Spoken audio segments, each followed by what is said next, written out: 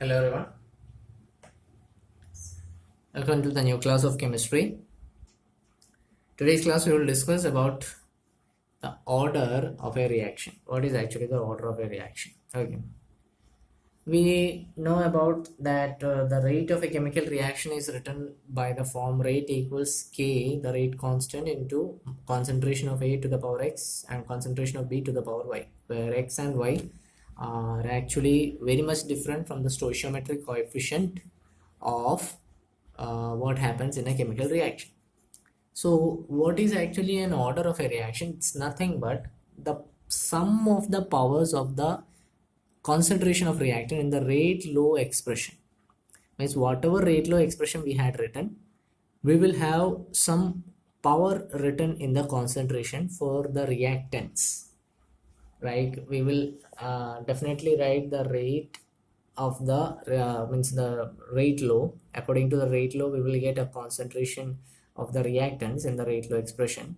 So sometimes what happens, the sum of this rate law will be quietly different, totally different. So because of that, the sum of the powers which are present, or the sum of the powers of such reactants, or the concentration of reactants, will be totally different. So it will be actually that the sum of the concentration of reactants, which will be in the rate law expression, will be uh, we will take that sum, we will add that sum, and that will be the order of a chemical reaction. So order of a chemical reaction can be of any value, can be of whole fraction number 0, 1, 2, or even it could be a fraction number also.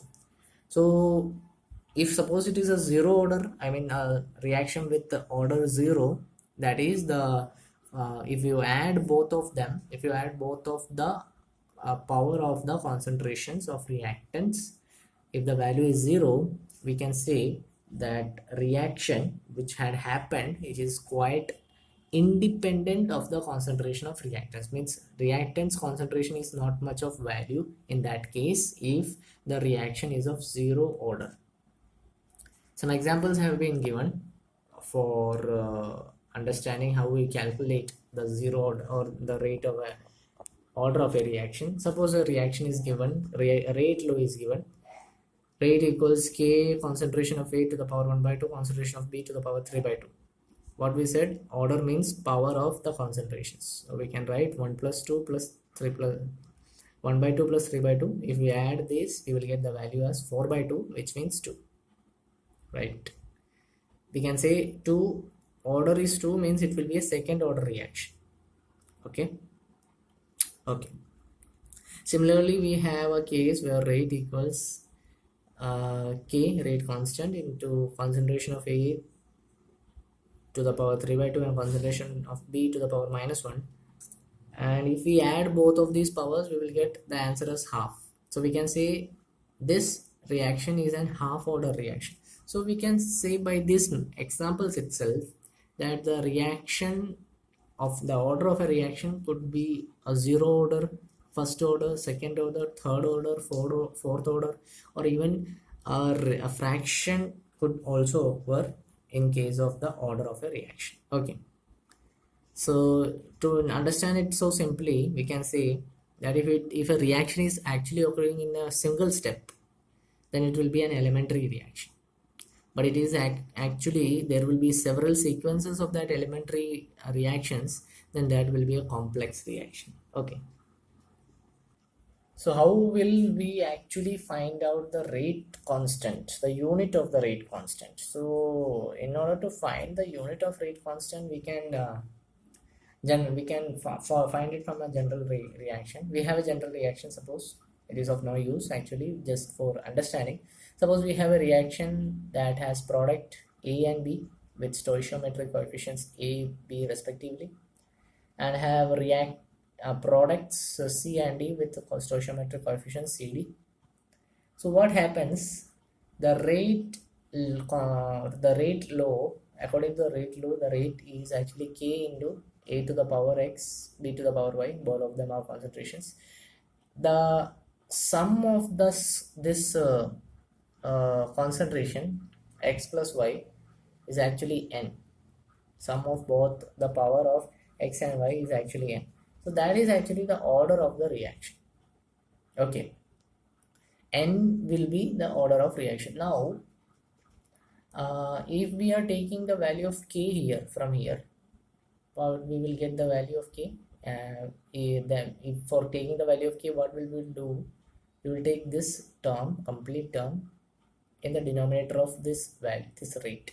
So we will get rate divided by concentration of A to the power x, concentration of B to the power y. Okay, now we will take it differently. What is the value for rate?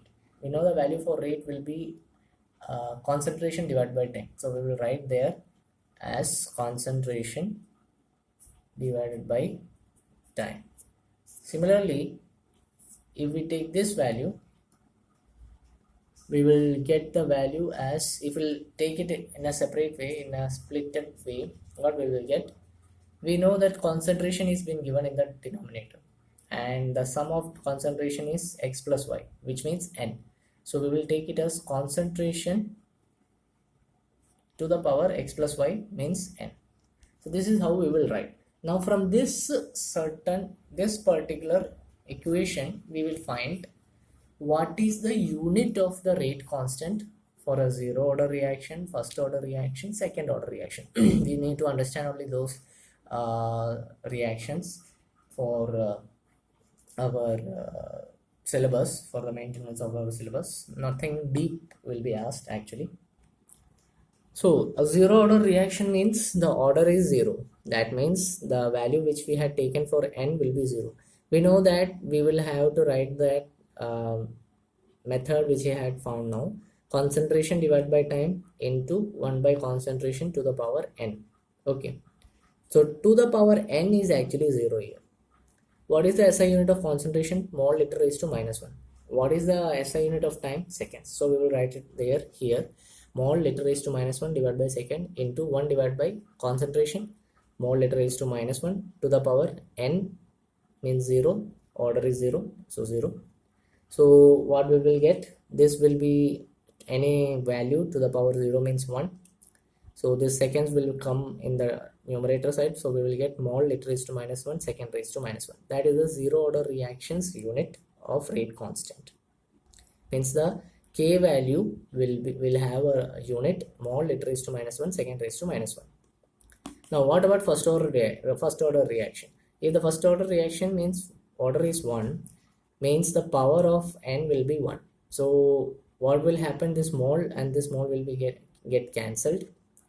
Liter raised to minus 1 to the power 1 means liter raised to minus 1 itself. We will multiply. So this liter raised to minus 1 and this liter raised to minus 1 also gets cancelled.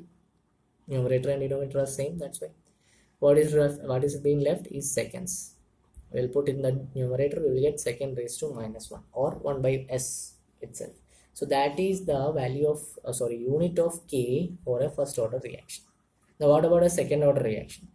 The power will be 2. So mole to the power 2 and mole. 1 mole will be cancelled, right? So 1 mole will go in the numerator. Liter raised to minus 1 into 2 means liter raised to minus 2 and liter raised to minus 1. So 1 liter raised to minus 1 will be cancelled and second will always be present there. So what will be the unit? Mole raised to minus 1 liter, second raised to minus 1. That is the unit of the rate constant. Okay. So that's all about the order of a reaction. In the next class, we will discuss further topics. Wish you a good day. Thank you.